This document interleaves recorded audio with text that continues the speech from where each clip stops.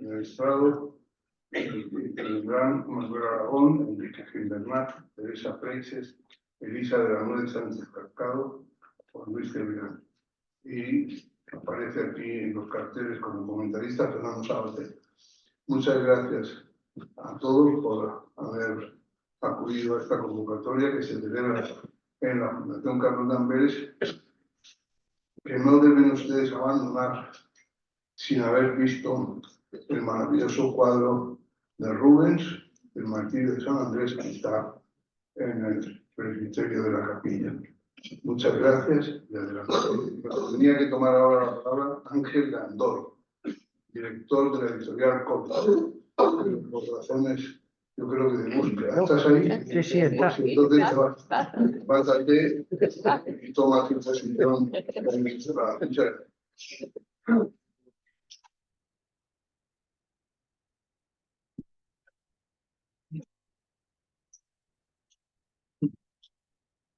Buenas tardes a todos. Es un placer darles la bienvenida a la presentación de nuestro último libro, La amnistía en España, Constitución y Estado de Derecho. En la editorial Codex nos sentimos profundamente honrados de haber tenido la oportunidad de participar en la edición de esta obra. Quisiera comenzar expresando nuestro más sincero agradecimiento a la Fundación Carlos de Amberes y en particular a su presidente, Miguel Ángel Aguilar. Su cálida acogida en este maravilloso lugar ha hecho posible este evento. También queremos reconocer el esfuerzo y dedicación de los directores de esta obra, Manuel, Enrique y Agustín. Han reunido a un grupo de autores excepcionales, que desde múltiples expectativas abordan los desafíos políticos e institucionales de la amnistía en España. A todos los autores, gracias por su valioso trabajo y por confiarnos su obra. Desde el momento en el que los directores se pusieron en contacto con nuestra editorial, solo hace 2 meses, hemos intentado trabajar codo a codo con todos ellos de la forma más profesional, rigurosa y rápida que hemos podido. Con el resultado de este gran libro, en el que simplemente hemos sido la plataforma para que se escuchen las voces de tantos prestigiosos juristas, en donde se deja patente una postura crítica con la amnistía. En Codex somos una editorial independiente y comprometida con el colectivo de funcionarios jurídicos. Todas nuestras publicaciones y obras se distinguen por su máximo rigor jurídico. A lo largo de nuestros 39 años de trayectoria, hemos buscado dar luz y visibilidad a obras que aporten valor y utilidad al colectivo, ya sean de investigación científica, ensayos o trabajos orientados a la práctica profesional.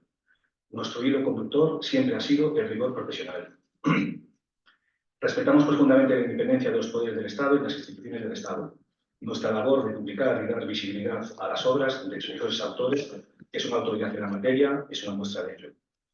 En estos tiempos de grandes evoluciones tecnológicas, como es el caso de la inteligencia artificial, en Codex queremos aportar una utilidad muy clara, el rigor y la calidad de nuestros textos. Publicamos en diversos formatos, tanto en papel como digital. Estamos lanzando nuevos formatos como audiolibros y videolibros. Y finalmente queremos decir que estamos profundamente agradecidos por la disposición y las intervenciones que vamos a escuchar a continuación de Manuel Aragón, Enrique Gimbernat, Teresa Freixes, Elisa de la Nuez, Juan Luis Cebrián y los comentarios que va a hacer Fernando Sabater sobre la amnistía y sobre la realidad que estamos viviendo. Gracias a todos los que habéis venido, cada uno de vosotros es importante para nosotros y esperamos que este acto sea de vuestra utilidad. Ahora damos paso a los verdaderos protagonistas de esta tarde, los intervinientes. Muchas gracias a todos, quedamos a su disposición.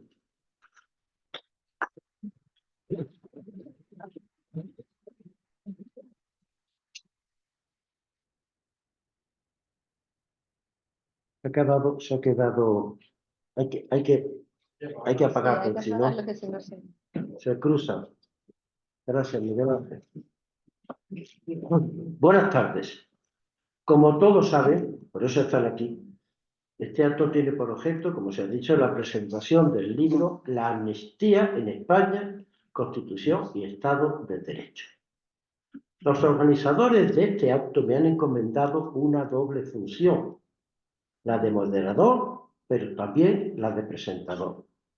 Precisamente por esta última condición voy a intervenir en primer lugar, mostrando mi satisfacción por estar en compañía de tan queridos y admirados amigos como los que me acompañan en esta mesa y a la que espero se incorpore lo antes posible Fernando Sabater. Hemos querido que en esta mesa no hubiera solo juristas, como lo somos, Enrique Gimbernat, Teresa Freixes, Elisa de la Nuez y yo, sino también otras personas de reconocido prestigio que aportan una visión más allá del derecho, como son Juan Luis Cebrián y Fernando Savater, que espero que llegue. Todos, salvo Fernando Savater, somos además autores de trabajos incorporados en este libro. Un libro que ha sido coordinado por Agustín Ruiz Robledo, catedrático de Derecho Constitucional, Enrique Gimbernat Ordeix, catedrático de Derecho Penal, y yo, que soy catedrático de Derecho Constitucional. Agustín está en la sala, pero ha sido el auténtico impulsor y organizador de este libro. Si este libro sale, se debe a Agustín. Gracias, Agustín. El propósito y el contenido del libro lo expresamos en las páginas de presentación que lo encabezan. Hemos querido dar la voz de alarma ante la operación desconstituyente que se está llevando a cabo, y lo hemos hecho mediante la recopilación de diversos trabajos críticos a propósito de la amnistía publicados en la prensa.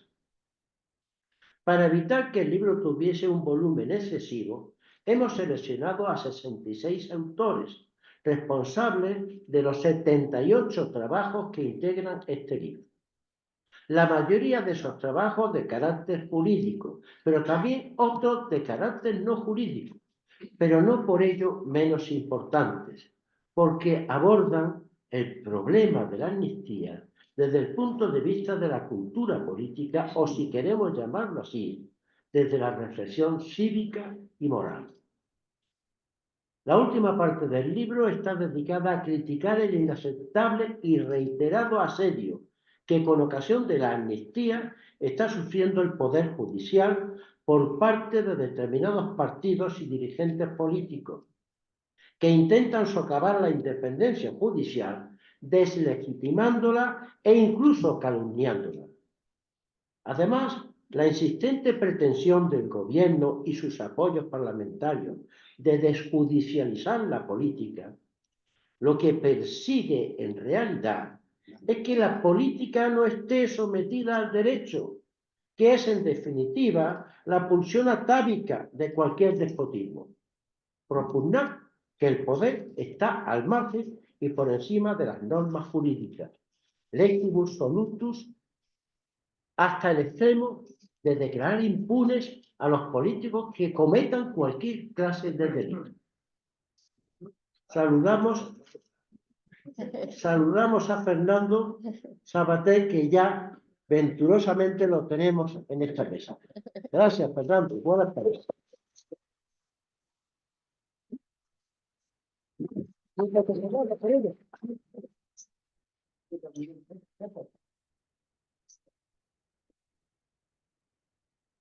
Bien, como las intervenciones de los que componemos esta mesa han de ser necesariamente breves, sin que deban pasar de 8-9 minutos cada una, para no cansar al respetable público que nos acompaña y para dejar un hueco después para un coloquio, solo voy a añadir en esta intervención que a mi juicio, y esa es opinión compartida por los tres que hemos coordinado el libro, la ley de amnistía que se está tramitando en las Cortes es plenamente rechazable, jurídica y políticamente. Nuestra Constitución no permite amnistías, que solo podrían dictarse como excepción que son a la igualdad de todos los españoles y a la división de poderes, si la propia Constitución expresamente las hubiera autorizado, lo que no sucede en la nuestra. Por mi parte, esto lo vengo sosteniendo desde hace mucho tiempo, así por ejemplo, en un libro publicado ni más ni menos que en 2002.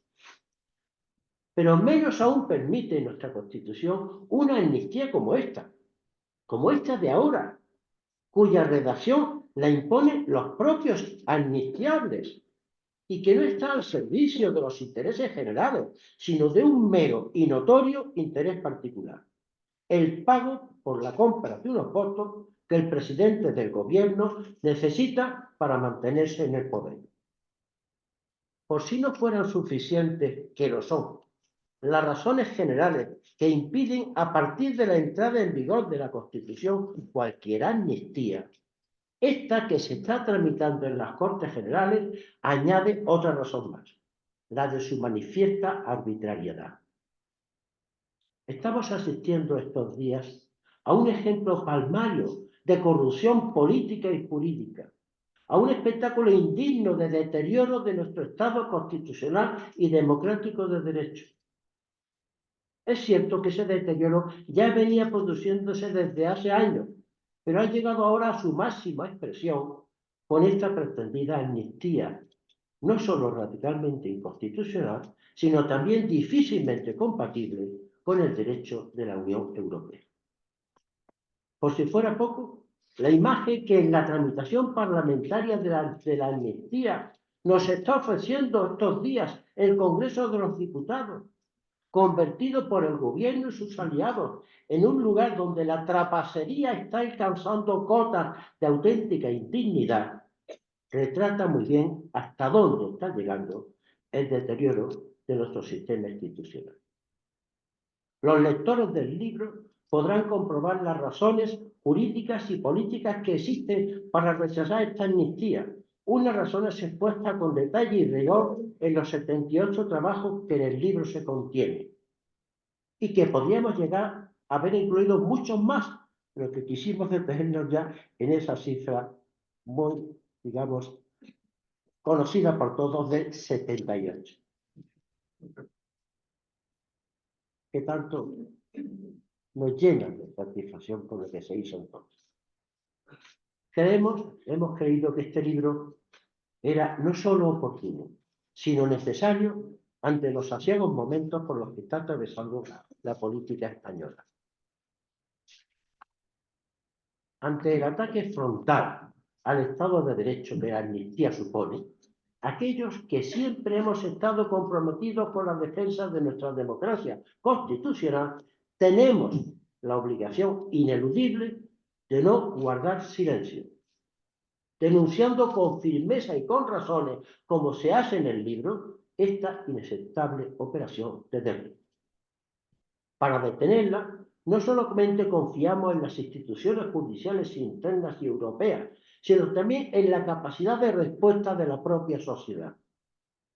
Una nación de ciudadanos libres e iguales en sus derechos ha de reaccionar, y así lo está haciendo, con todos los medios legales a su alcance frente a quienes pretendan someterla a servidumbre. Al fin y al cabo, y con esto termino, la libertad no es un don que a su capricho nos otorgue el poder, sino el resultado de una lucha constante frente a cualquier intento de opresión. En fin, disculpen que por mi doble condición de presentador general del libro y moderador de esta mesa haya sobrepasado quizá un par de minutos el tiempo pactado. A continuación pasaré el uso de la palabra a los demás miembros de esta mesa. En primer lugar, a Enrique Gimbernat, para que nos hable de la amnistía y de las perspectivas del derecho penal. Después a Teresa Fraser, para que se mire la amnistía desde el punto de vista del derecho de la Unión Europea. A Elisa de la Nuez, para hablarnos de los problemas de la tramitación parlamentaria de la proposición de ley de amnistía. A Juan Luis Ebrián, para que la enjuicie políticamente. Y al final a Fernando Sabater, para que la examine desde el punto de vista de la cultura cívica y para que haga un comentario, si quiere, general del libro. Aprovecho para agradecerles, en nombre de los tres coordinadores del libro, que hayan accedido a intervenir en este acto, las 5 personas que me acompañan. Ese agradecimiento se extiende, por supuesto, a los autores, que de manera inmediata y desprendida aceptaron participar en el libro, a la editorial Coles, por su buena disposición para editarlo, a la Fundación Carlos de Amberes, por habernos acogido en este lugar. Gracias, querido Miguel Ángel, para celebrar este acto. Y a todos ustedes, señoras y señores, que con su asistencia han querido acompañarnos esta tarde. Tiene la palabra Enrique Gimbernat.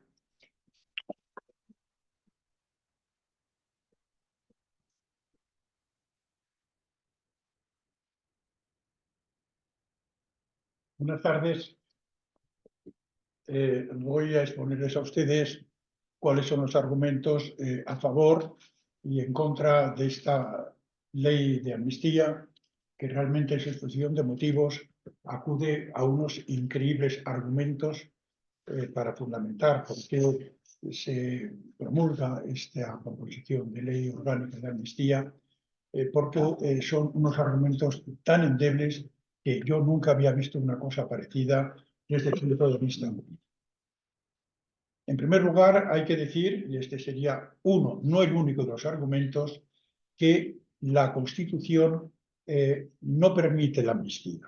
Según el artículo 62.1 de la Constitución española, se dice: corresponde al rey ejercer el derecho de gracia con arreglo a la ley, que no podrá autorizar indultos generales. Están, por consiguiente, prohibidos constitucionalmente en derecho español los indultos generales. De ahí se sigue que si incluso el indulto general está prohibido por la Constitución, con mayor motivo tiene que estarlo la amnistía, que constituye una medida de gracia mucho más amplia aún. Argumento a minori ad majus. Es decir, que si lo menos la medida de gracia más limitada está prohibida, con mayor motivo una medida de gracia como es la amnistía, que todavía va mucho más allá en lo que se refiere al perdón. El indulto, para que haya un indulto, tiene que haber una sentencia firme. Para que haya un indulto, no basta con que se esté investigando. El indulto no cancela los antecedentes penales. El indulto no anula la responsabilidad.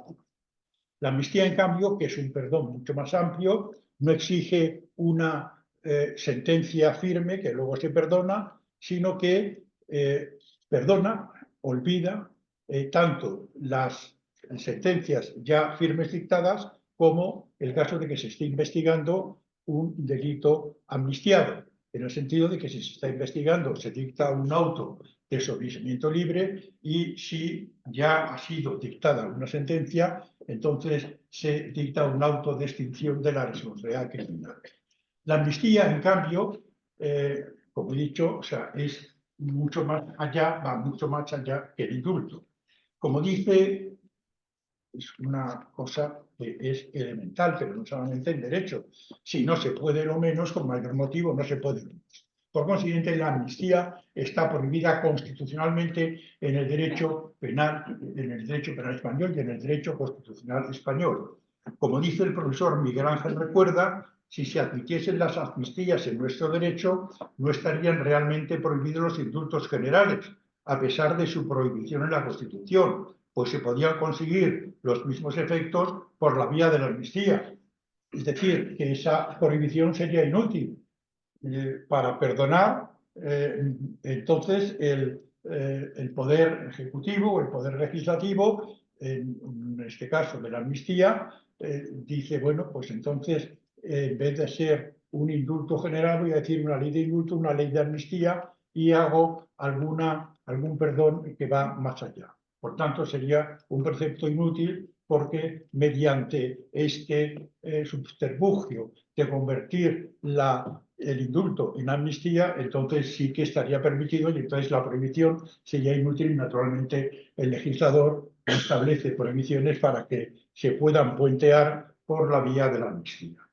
Contra esta argumentación de que se está prohibido el indulto general, con mayor motivo está la amnistía, la exposición de motivos dice lo siguiente, y es el único argumento que hasta ahora se ha traído a colación para tratar de rebatirlo. Dice la exposición de motivos: los indultos generales cuentan con una naturaleza jurídica muy distinta a la que es propia de una ley orgánica de amnistía, al ser el indulto una prerrogativa del Poder Ejecutivo. Pero esto rige únicamente para los indultos particulares, que se rigen por la ley de 1870. Aquí el gobierno decreta los indultos sobre la base de los informes del Tribunal Sentenciador, del Ministerio Fiscal, y es el Ejecutivo el que realmente dicta el indulto. Pero si es un indulto general, es el legislativo. Por tanto, no se puede decir que la naturaleza es distinta en cuanto que el indulto general es competencia del Ejecutivo y la amnistía del legislativo. Tanto el indulto general, si estuviera permitido, como la amnistía, si estuviera permitido, emanarían del mismo poder legislativo. Por consiguiente, este argumento carece de toda fuerza de convicción, porque en contra de lo que dice la exposición de motivos, tanto el indulto general como la amnistía proceden del mismo poder, a saber, el poder legislativo. Solamente el indulto particular es una competencia del poder ejecutivo. Otro argumento de la exposición de motivos es el siguiente. La amnistía sería constitucional, según dice la exposición de motivos, porque la institución de la amnistía está perfectamente homologada en el derecho de la Unión Europea, ya que de acuerdo con la decisión marco del Consejo de 13 de junio de 2002, relativa a la orden de detención europea y a los procedimientos de entrega entre Estados miembros, su artículo 3 prevé que cuando el delito esté cubierto de la amnistía en el Estado miembro de ejecución, se denegará la orden de detención europea. Esto quiere decir que si España emite una orden europea de detención de entrega para un sujeto al que se le persigue en España, pero en Italia está amnistiado, entonces Italia puede decir que no lo entrega. Bueno, pero eso es Italia, eso no es España. Es decir, no somos legisladores universales. Bueno, Resume. Lo que dice el programa. bueno, Has dejado de reír. es decir, que España naturalmente no tiene por qué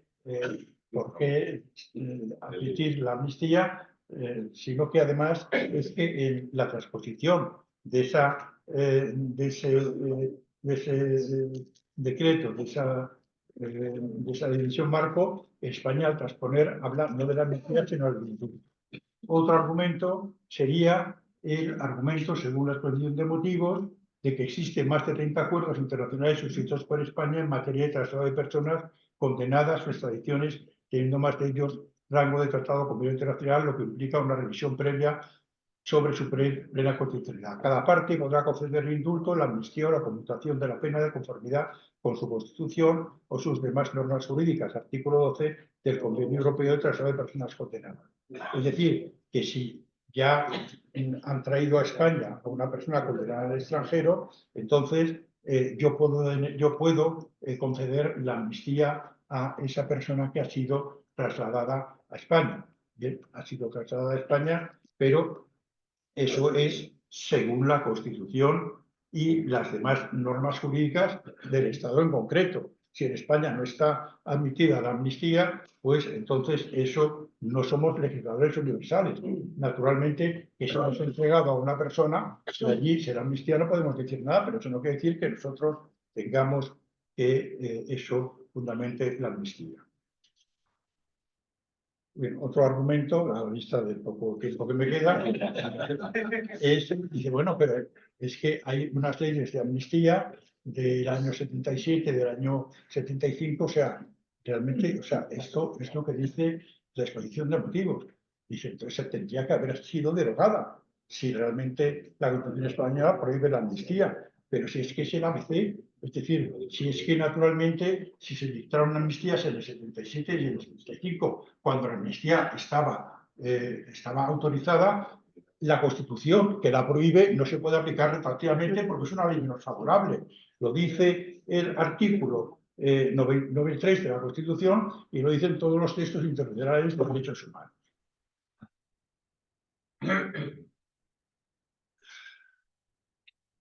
Bien, y voy terminando, mi querido Manolo, porque realmente no ha dado tiempo para nada. Lo último que quiero decir, aquí se habla mucho del derecho comparado, es decir, bueno, es que en otros países es posible la amnistía. Bueno, para empezar, es que en otros países no existe una prohibición de indultos generales en su Constitución como existe en España. Pero es que además esto ni siquiera es así, es que se habla del derecho comparado sin tener en cuenta lo que dice ese derecho comparado desde el punto de vista de la jurisprudencia, desde el punto de vista de la doctrina, y con esto es lo último que digo y con esto termino. Esta amnistía, por ejemplo, en Alemania sería imposible. Existe la sentencia del Tribunal Constitucional Alemán de 15 de diciembre de 1959, en el cual se trataba de amnistiar, había una ley de amnistía del año 54 en Alemania en relación con el caso Platov, en el cual se había amnistiado a unos periodistas que habían realizado cohechos para obtener secretos oficiales, y había revelación de secretos oficiales y cohechos. Y entonces hay una ley de amnistía porque dice, bueno, es que esto hace referencia a tipos penales que habían sido establecidos durante la legislación nacional socialista, y por consiguiente esta es una ley particular. Presenta una cuestión de constitucionalidad en la Audiencia Provincial de Bonn, diciendo que, bueno, que es que esto es una ley singular, porque solamente se aplica a el caso Platov y los funcionarios y los periodistas que estaban incursos en ese delito, que habían sido amnistiados. Y el Tribunal Constitucional Alemán dice, hombre, naturalmente, si resulta que solamente es para ellos, sería una ley singular y sería inconstitucional porque afectaría al principio de igualdad. Pero dice el Tribunal Constitucional Alemán, no es así, porque se aplica a ellos y a cualquier persona indeterminada que hayan cometido el mismo delito que estaba de acuerdo con la legislación nacional socialista. Y dice, no, entonces, bueno, es que se puede aplicar no solamente a ellos, sino a otras personas. Cosa que no sucede aquí, es una ley singular, porque es que no se amnistían los delitos de malversación de caudales públicos, de desobediencia, de terrorismo, cometidos por todos, sino solamente por unos determinadas personas, que son los políticos independentistas catalanes que han iniciado todo el proceso. Por consiguiente, esta ley de amnistía no sería posible en Alemania, porque sería una ley singular que afectaría al principio y vulneraría el principio de igualdad. Bueno, pues es un bodrio de ley, y con esto termino.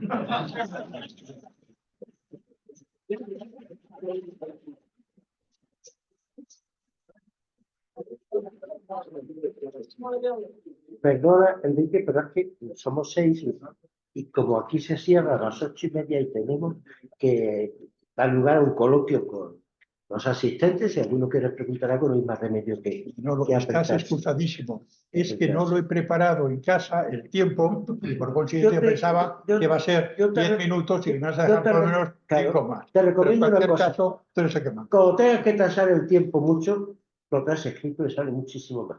Venga, a continuación tiene la palabra Teresa Freis. Muchas gracias, querido Manolo. Agradezco mucho a los coordinadores de la obra que me hubieran propuesto participar en ella, por una parte, y luego, por otra parte, la invitación a presentarla hoy aquí con todos ustedes, que para mí es realmente un placer y un honor.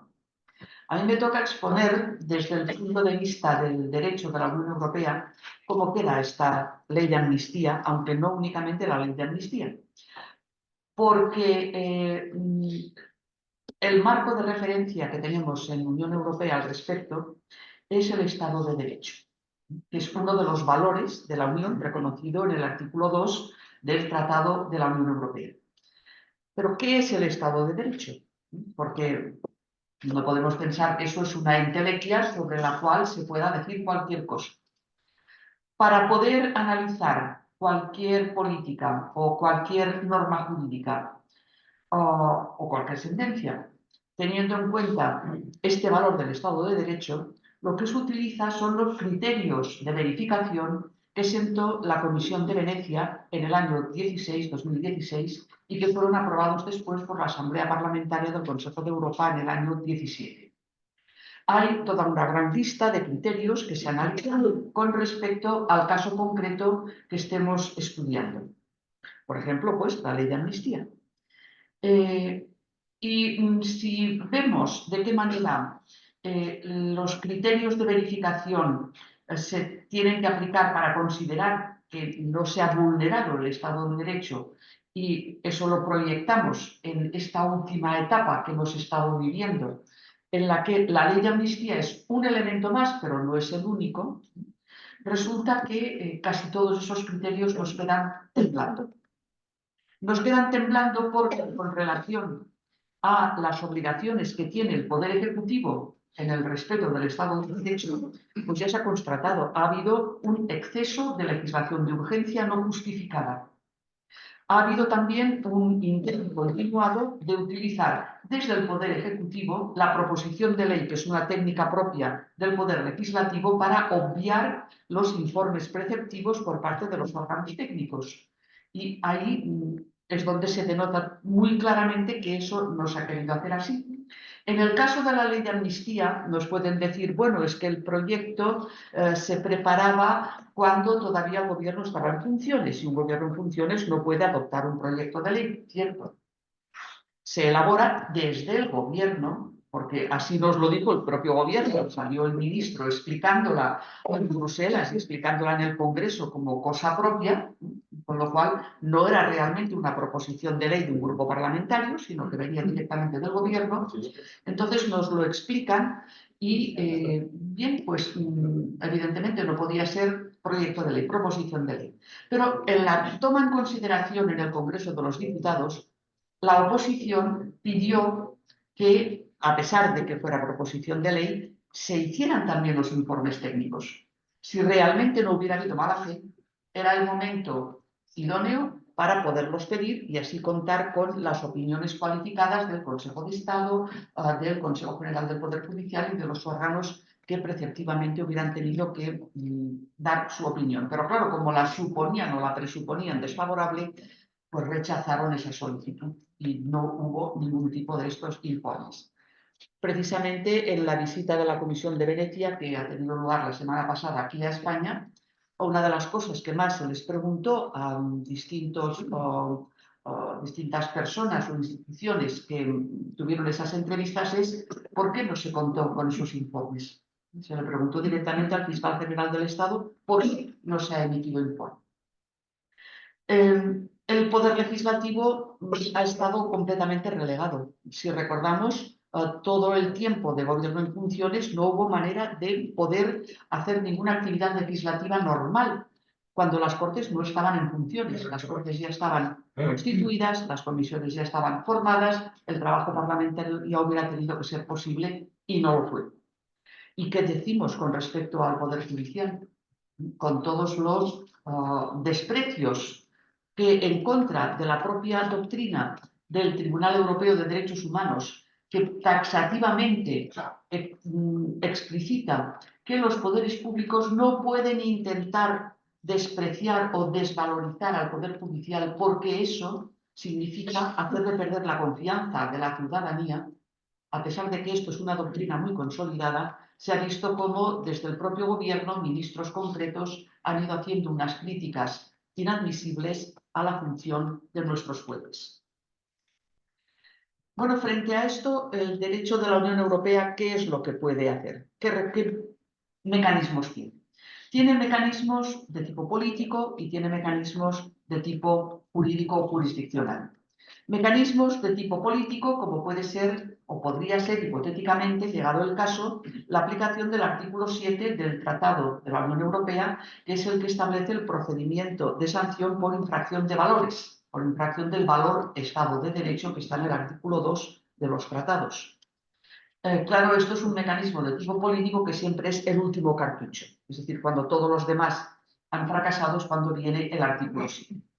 Tienen también el preartículo 7 o el mecanismo preventivo, que comporta una negociación en la que interviene la propia Comisión de Venecia para reconducir al Estado infractor a una actividad normal, que se ha aplicado en el caso de Polonia y en el caso de Hungría con un éxito relativo. Digo relativo porque sí que ha habido avances, sobre todo en Polonia, pero que tampoco responde a una eficacia como la que quizás desearíamos. Es un mecanismo de tipo político. Y luego los informes que hace la Comisión Europea, que hace uno cada año sobre el Estado de Derecho en el conjunto de la Unión y en cada uno de los Estados miembros. Hasta hace relativamente poco tiempo salíamos bastante bien parados. España era un país, en cierta manera, cumplidor. Y teníamos algunos incumplimientos puntuales, como por ejemplo el tema de la falta de renovación del Consejo General del Poder Judicial, que cada año salían los informes como una cosa negativa, pero no se consideraba que España pudiera ser lo que se denomina un incumplidor sistémico. Bien, pues estamos deslizándonos en la pendiente para ser considerados en el próximo informe que se elabore como incumplidor sistémico, que eso significa que no es que se incumpla en un punto determinado, sino que hay tantos incumplimientos que nos llevan a considerar que nuestra democracia se está degradando. Por otra parte, también tenemos el mecanismo de la cuestión prejudicial. En el momento en que la ley fuera aprobada y los jueces que tuvieran que aplicarla dieran visos de contrariedad entre la ley interna y el derecho de la Unión Europea, se puede presentar una cuestión prejudicial que en el momento de la admisión a trámite por parte del Tribunal de Justicia de la Unión comportaría la suspensión, en el caso concreto, de la norma que se tuviera que aplicar. Si el Tribunal de Justicia considerase que la norma es contraria al derecho de la Unión Europea, pues imaginémonos las consecuencias. Es decir, la norma no se podría aplicar a nivel interno. Bien, para terminar, porque ya me han pasado el papelito de los 2 minutos, les voy a decir lo que les dije a la propia Comisión de Venecia el viernes pasado al terminar nuestra entrevista, la que tuvimos allí varias personas. Y es que para analizar esta ley de amnistía y lo que ella pretende, hemos de tener en cuenta que nuestro Tribunal Constitucional ha calificado a nuestra Constitución como de democracia no militante, es decir, que no somos una democracia militante. Eso significa que podemos tener cualquier tipo de opinión política y ser incluso contrarios a las regulaciones constitucionales, porque la Constitución nos garantiza esa libertad. Bien, es una Constitución no militante.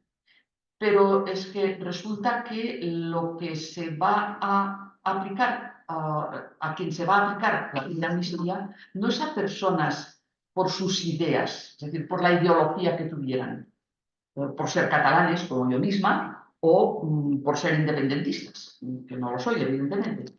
Bueno, pues se les ha aplicado el Código Penal y se ha aprobado, y ha habido sentencia, vinieron los indultos, por la comisión de delitos, de actividades delictivas, no por su condición personal o por sus ideas.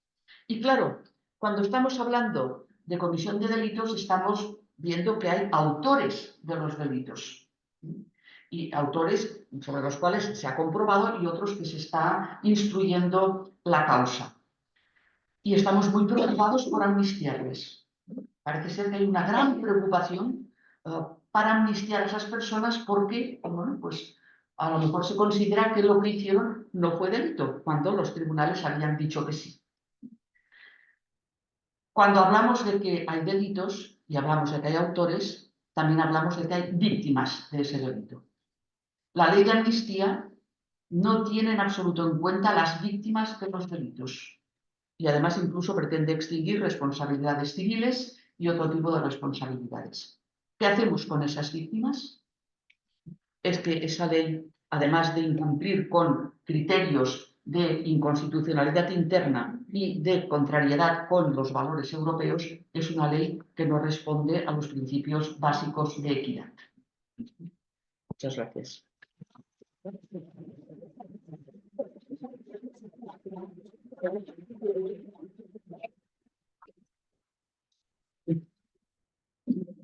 Bien, querida Teresa, no estoy muy seguro que la democracia no deba ser militante. Lo que estoy seguro es que ninguna democracia auténtica puede dejar de ser una democracia resistente para los que intentan violentarla con la fuerza.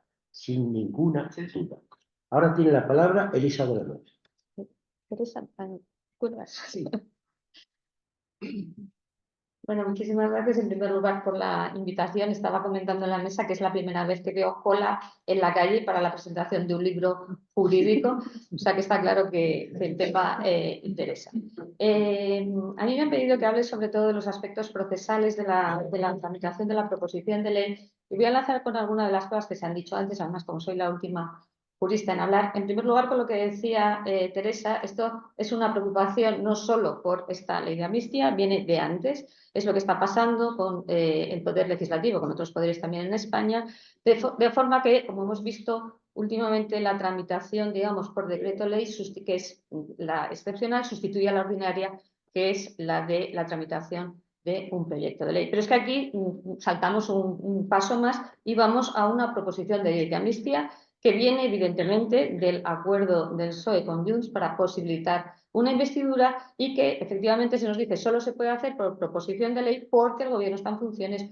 y un gobierno en funciones no puede tramitar o no puede proponer otro tipo de iniciativas legislativas al gobierno. Pero claro, es que esto es lo, digamos, extravagante, es que se ha condicionado la investidura a un acuerdo previo que supone la tramitación de una ley, que es una cosa es que uno tenga un acuerdo, lógicamente, con otros posibles socios de investidura en los que en ese programa se plantee la tramitación de medidas legislativas, y otra cosa que te digan o tramitas con el trámite de urgencia a toda velocidad esta proposición de amnistía o no hay investidura. Esto es una cosa absolutamente, digamos, extraordinaria y, por tanto, claro que esto lógicamente hace que toda la tramitación de la norma sea, yo la puedo llamar extravagante, extraordinaria, surrealista, lo que ustedes quieren, en absoluto es una tramitación normal.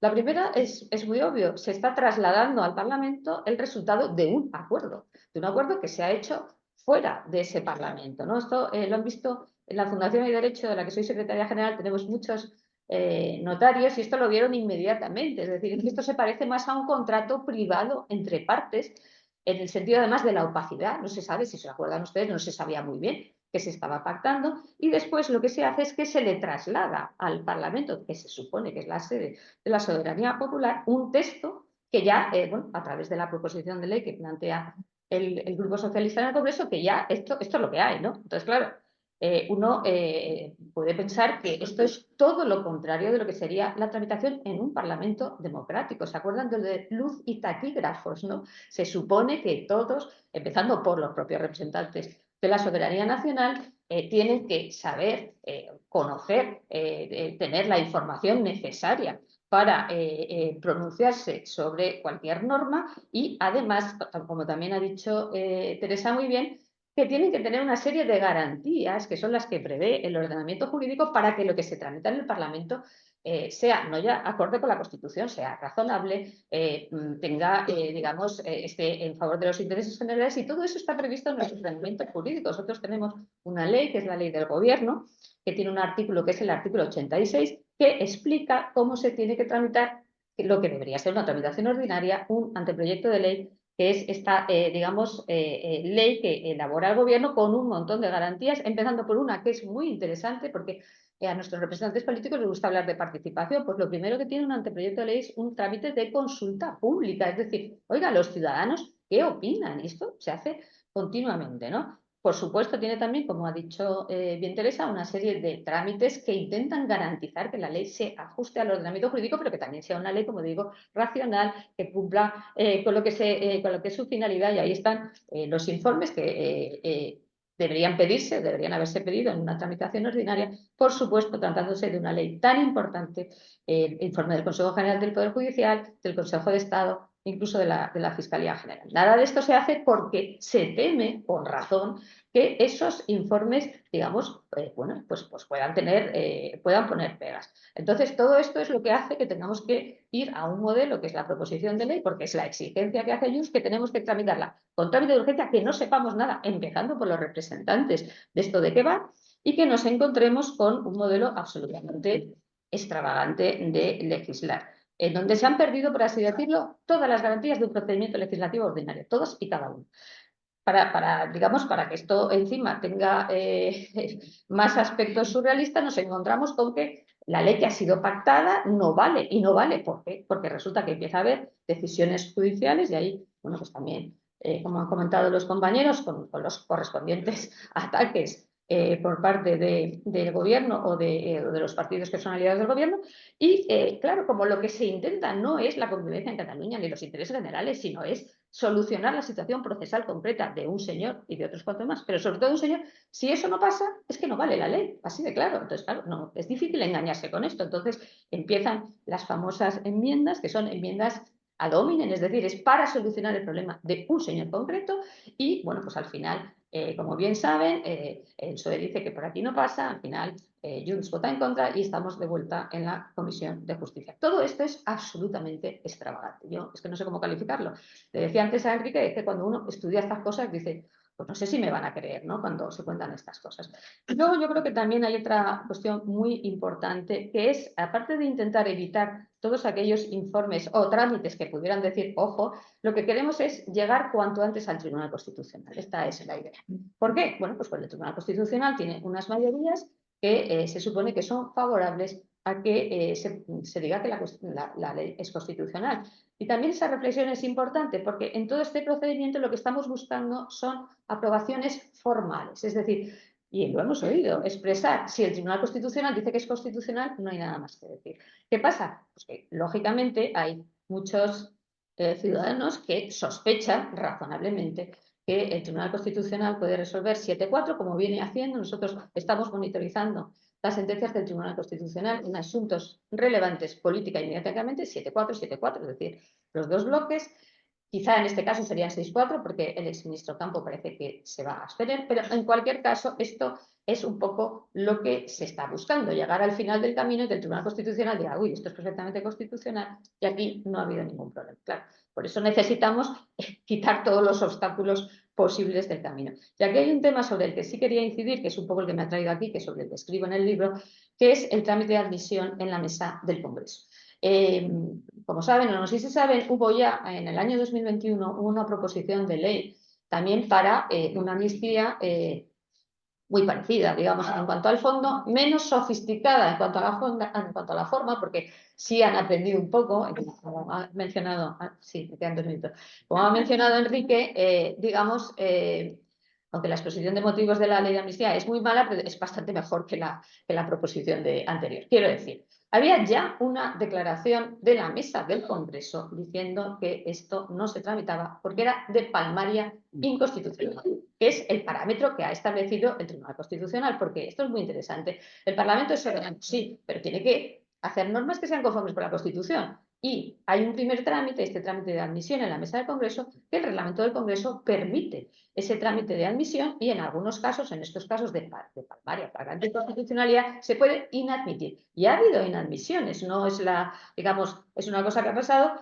y ha pasado con cuestiones de muchísima menor trascendencia que esta ley de amnistía. Se han inadmitido. Esto ha dado lugar a una jurisprudencia del Tribunal Constitucional muy matizada, lógicamente, dice, en los casos en que razonablemente se puede inadmitir, porque evidentemente hay una tensión entre el Poder Legislativo y esa posible inconstitucionalidad, pero digamos, esto ha pasado. Entonces, lo que llama la atención es que el cambio del secretario general del Parlamento, porque estamos hablando de esto, que es una persona que venía además del gobierno, hace una nota jurídica que es la que permite o que avala que la mesa pueda tramitar y decir que esto es, en principio, no es de palmaria inconstitucionalidad. Y yo creo que hay que llamar la atención sobre este tema, que es una de las cosas que se preocupan mucho en el derecho. Es decir, si al final los funcionarios públicos que tienen que garantizar este tipo de cuestiones, ajuste de Estado de Derecho, me da igual los letrados del Parlamento de Cataluña, los letrados del Congreso u otros muchos cuerpos de altos funcionarios, digamos, son también, entre comillas, de parte en el sentido de que te pueden hacer un informe a favor u otro en contra sobre la misma cuestión, porque esto es importante, es que, insisto, había una ley muy parecida. Hace 2 años, pues, tenemos un problema grave. Y, en definitiva, lo que quería, ya termino, lo que quería decir es que lo que aquí se ha pretendido es tramitar esta ley con mucha urgencia, sin ninguna luz, sin ningún taquígrafos y a espaldas de la comunidad jurídica, de los órganos institucionales que podrían pronunciarse y, en definitiva, lo más importante, a espaldas de los ciudadanos españoles.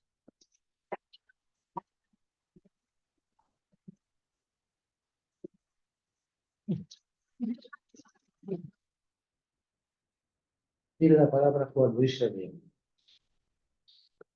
Buenas tardes, casi noches a todos. Estoy encantado de estar aquí. Muchas gracias por esta asistencia tan jurídica. Yo solo soy periodista, fui filósofo, pero abandoné enseguida. Y no he hecho más que periodismo en mi vida. Incluso cuando he sido empresario de medio. Llevo 62 años haciendo periodismo. Y claro, no voy a dar doctrinas, sino voy a dar impresiones, ¿no? En primer lugar, el artículo que se publica en el libro mío, mi artículo, acaba con un verso de Quevedo muy ilustrativo. Ya Quevedo había previsto lo que iba a pasar. Y quiero empezar esto con otro verso de Quevedo, aquel famoso de no callaré, por más que Con el en dedo, la boca con el silencio, Más que con el dedo. no habrá un espíritu valiente. Siempre se ha de sentir lo que se dice, nunca se ha de decir lo que se siente. Esto se lo dedico a los 121 diputados del Partido Socialista Obrero Español. Se lo dedico a don Juan Carlos Campo, miembro del Tribunal Constitucional, que en el preámbulo del decreto de indulto decía que la amnistía era manifiestamente inconstitucional y que ahora dice que se va a abstener. ¿Por qué se va a abstener? Si él ha firmado en el Boletín Oficial del Estado que era manifiestamente inconstitucional, y se lo dedico a la nueva presidenta del Consejo de Estado, que dijo que era manifiestamente anticonstitucional. Bueno, ahora puede pedir ella al Consejo de Estado el informe que no ha querido pedir el gobierno. Segundo, yo creo que ya estamos en una democracia iliberal. Una democracia iliberal es una democracia que utiliza los sistemas democráticos para pervertir y utilizar y poner la democracia al servicio de una minoría gobernante. El gobierno controla el Parlamento no controla el gobierno. Esto es fruto de la partitocracia y del deterioro que están sufriendo todas las democracias occidentales. Y pues tenemos a Milei en Argentina, vamos a tener otra vez a Trump en Estados Unidos, tuvimos a Boris Johnson, tenemos a Manuel López Obrador en México, tenemos a Petros en Colombia, y aquí tenemos a Sánchez, cada cual tiene su demócrata y liberal al frente del gobierno, pues que le toca. Y además, aparte de la independencia de los poderes y de la independencia del Poder Judicial, es básica la formación de la opinión pública. Y la formación de la opinión pública está sometida ahora a un follón de redes sociales, de manipulación de las redes sociales por los partidos políticos en un sentido y en otro, total, que la opinión pública, tenemos una opinión pública tan rara que le parece bien que quemen retratos del rey, pero mal que apaleen monigotes del presidente del gobierno, pero no le parece mal que el presidente del gobierno esté tomando por detrás de Puigdemont en una falla de Valencia, lo cual es verdaderamente sorprendente. Y entonces el Partido Socialista le parece bien la falla de Valencia y mal el monigote de ahí, ¿no? Me ha interesado mucho, porque todo el mundo ha dicho que esto es un pago hecho al presidente del gobierno a cambio de la investidura. Y se me ha ocurrido leer que es un cohecho impropio en el Código Penal. Y lo que dice el cohecho impropio, no hago una cuestión jurídica de esto, yo no soy jurídica, pero soy gramático, conozco bien la gramática. Lo que dice, creo que es el artículo 145 del Código Penal del cohecho impropio, que es cuando una autoridad o funcionario, a cambio de recibir favores que le interesan, hace favores a un particular o a una empresa, etcétera, y tal, pues ha cometido cohecho impropio. Desde luego, si no se demuestra que esto responde a un proyecto político, a una alianza política, y que es simplemente el pago, como han dicho aquí todos los intervenientes, yo me pregunto si no habrá algún abogado por ahí que pensara qué pasa, ¿no? Porque es cierto que ya más de un jurista me ha llamado, y hay que decir que un jurista importante lo dijo en público, que había que fijarse en el artículo 109 de la Constitución respecto a la responsabilidad penal del presidente del gobierno, que es muy explícita en el caso de la traición y que pone unas limitaciones extraordinarias al respecto, y naturalmente en el tema de la traición con los rusos, etcétera, se complicaría un poquito más porque entraría de lleno en el artículo 109 desde mi punto de vista de iletrado. Mi conocimiento del derecho es que fui condenado por el Tribunal Supremo a 5 meses de cárcel por un editorial en el país, sufrí 5 procesamientos, todos por editoriales en el país, y declarado más de 100 veces ante los jueces y 2 veces previamente ante posibles consejos de guerra. Pero en fin, eso, mi condición de reo, pues me familiarizó un poco con el mundo legal. Decía Manuel Aragón que la amnistía no se puede permitir ni jurídica ni políticamente. Sobre todo pienso yo que no se puede permitir moralmente. Es absolutamente inmoral. Y si no hay moralidad en la democracia, no hay democracia. Por eso hablaré un minuto, ¿no? Y luego recordar que el artículo 155, que fue el que aplicó el gobierno de Rajoy con el apoyo de Pedro Sánchez desde el PSOE, es un artículo copiado de la Ley Federal de Bonn, copiado explícitamente por los constitucionales, y que desde luego en la Alemania federal no han permitido, cuando lo han intentado los de Baviera, hacer referéndums de ningún tipo sobre la independencia o sobre la separación de Baviera de la República Federal, ¿no? Y por último, desde ese punto de vista, porque voy a ser, por último, el tema del terrorismo de baja intensidad que quieren incorporar en las leyes de la amnistía. ¿Será de baja o de alta intensidad? He visto cómo quemaban coches con policías dentro después de las manifestaciones, he visto cómo intentaron asaltar el Parlamento de Cataluña, tanto que Artur Mas tuvo que ir en helicóptero porque no le dejaban pasar. Lo que hace esta ley de amnistía moralmente es legitimar la violencia política. Y no solo eso, si hubiera terroristas buenos y malos, como ahora se dice, todos los terroristas buenos del mundo vendrían a refugiarse aquí, aunque tuvieran juicios en otros países, porque no podrían ser extraditados, porque si el terrorismo bueno o débil no está castigado como delito en España y cambian el derecho penal, como decía Enrique Gimbernat, pues si piden la extradición por un delito que no se ha cometido aquí, no podrían darla, y podremos ser pues un lugar fantástico de refugio de todos los terroristas de baja intensidad del mundo. Cuando tenemos más de 100 personas en la cárcel por terrorismo, que no han disparado un tiro, lo único que han hecho ha sido teclear en su ordenador para hacer proselitismo de la yihad, decir cómo se hacen explosivos, animar a que se suiciden en nombre de Alá, pero ellos mismos no han ejercido violencia ninguna y están en la cárcel. En fin, estas son las cosas que se me ocurren. Ya se ha hablado sobre los ataques a los jueces.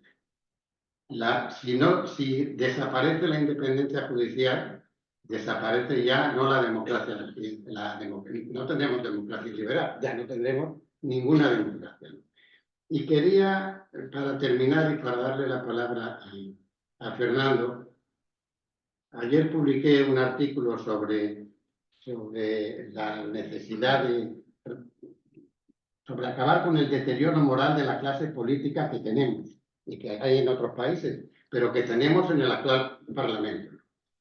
Y releyendo a Kant para hacer ese artículo me encontré con unas frases que también me llamaron mucho la atención, al final ya de la crítica de la razón práctica que publiqué en homenaje el artículo en homenaje a mi amigo y compañero Fernando Sabater. Una vez que estuve en el extranjero visitando a un exiliado franquista muy conocido, le pregunté qué echaba más de España después de 30 y tantos años fuera de España. Y me dijo, las noches estrelladas de la Sierra de Guadalajara. Immanuel Kant, al final, en la conclusión de su libro sobre la clave de la razón práctica, dice que hay dos cosas que llenan su ánimo de admiración y respeto. El cielo estrellado sobre mi persona, igual que Salvador de Madariaga, que era ese exiliado que me dijo eso, y la ley moral que hay en mí. La ley moral, dice, me permite tener una vida que no sea la vida de un ser animal. Y acaba diciendo que la ciencia es la puerta estrecha que conduce a la sabiduría y que es una ciencia cuyos guardianes y los guardianes de su moralidad deben ser siempre los filósofos. Aquí tenemos al filósofo guardián de la moralidad y de la sabiduría.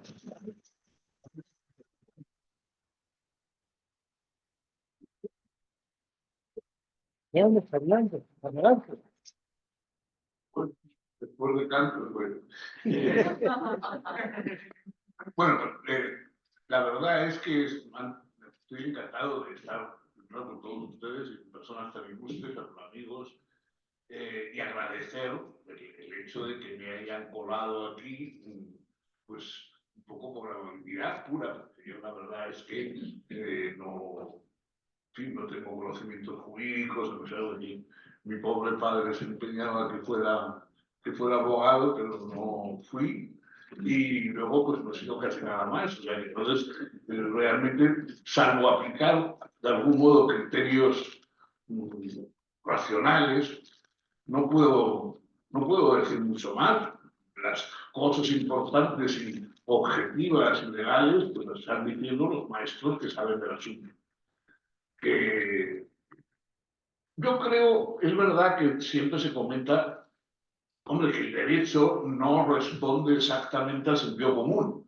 O sea, muchas veces intentar aplicar el sentido común a los procedimientos jurídicos pues es erróneo, porque el procedimiento jurídico y las leyes sobre todo su aplicación tienen unos criterios garantistas, etcétera, complicados, y muchas veces el sentido común fracasa porque quiere establecer algo muy sencillo y realmente no responde a la verdad del asunto.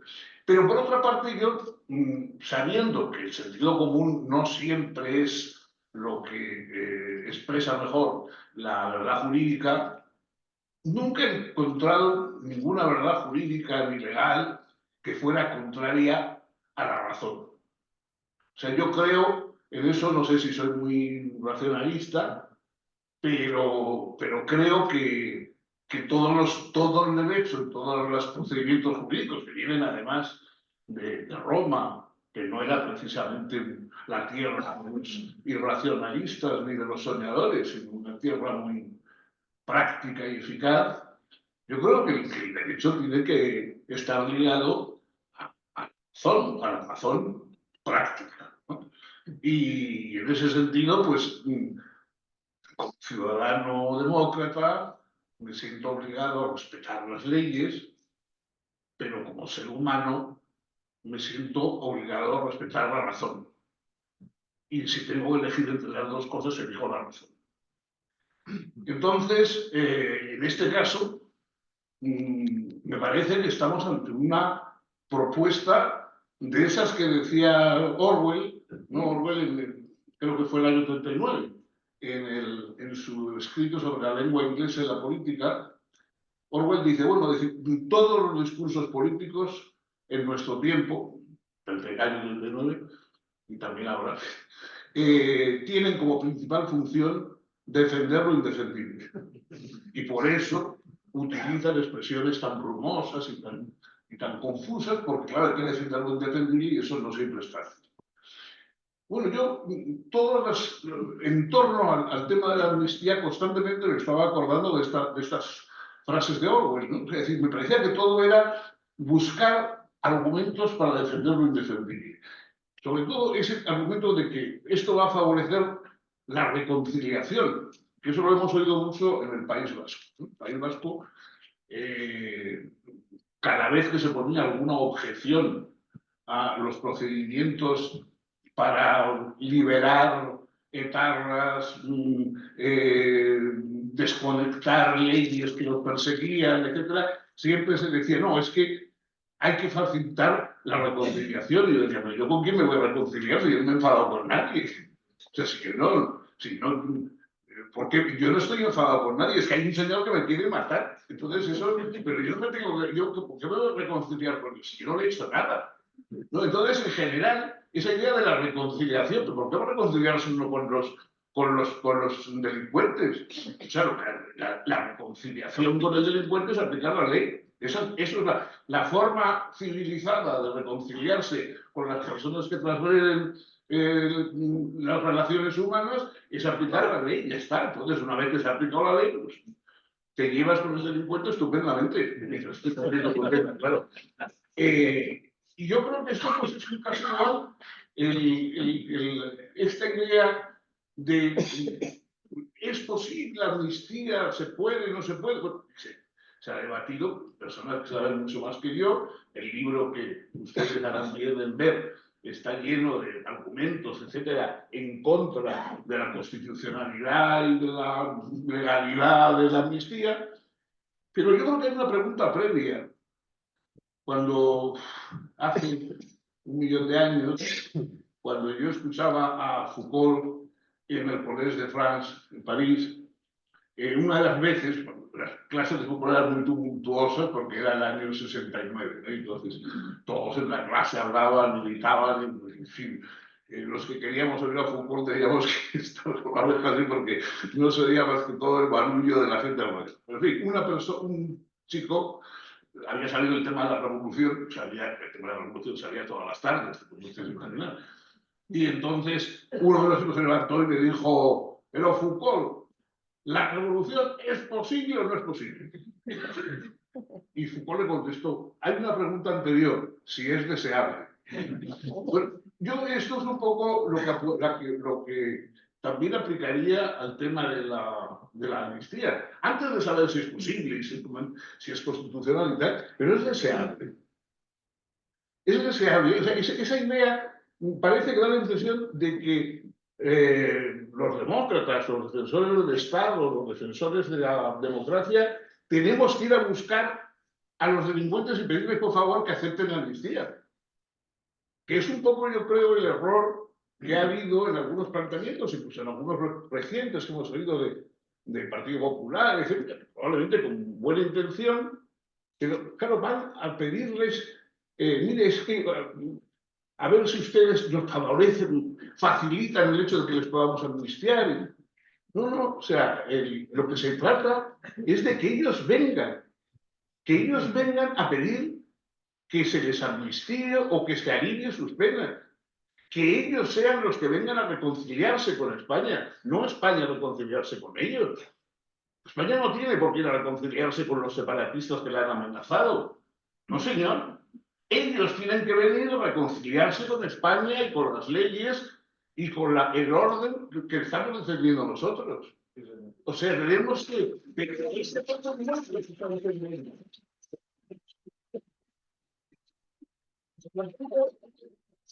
No termino de entender, decir, bueno, bien, en un momento determinado, una vez que ellos hayan cedido, hayan abandonado sus pretensiones, hayan renunciado a la ilegalidad o a la violencia, lo que le han empleado, que también los hay, etcétera, una vez que ocurra todo eso, pues entonces podemos plantearnos el hecho de decir, bueno, pues ya que esta gente está arrepentida, esta gente ha venido a llamar a la puerta, no sé, es un poco... ¿Recuerdan ustedes aquello de Canosa y el rey en la nieve 3 días y 3 noches esperando a que el Papa le perdonara dentro de la ciudad de Canosa? Pues aquí, o sea, que estén un rato, que aplicarles un poco de Canosa a los nacionalistas, que estén un rato pidiendo perdón en la nieve para que se les perdone y se les deje entrar. Ahora, eso de que tengamos que ser los demás los que nos vayamos a la nieve a pedirles por favor que acepten la amnistía, me parece sinceramente un disparate. Y como es un disparate irracional, y como ya les digo, yo tengo ese vicio de que, respetando las leyes y la democracia y todo eso, porque me parece que es lo que hay, que es lo que la civilidad pasa por ahí, pero por otra parte me niego a reconocer mi razón y aceptar como natural lo que es irracional. Entonces, pues también estoy de los que amnistía, Canosa primero, luego amnistía.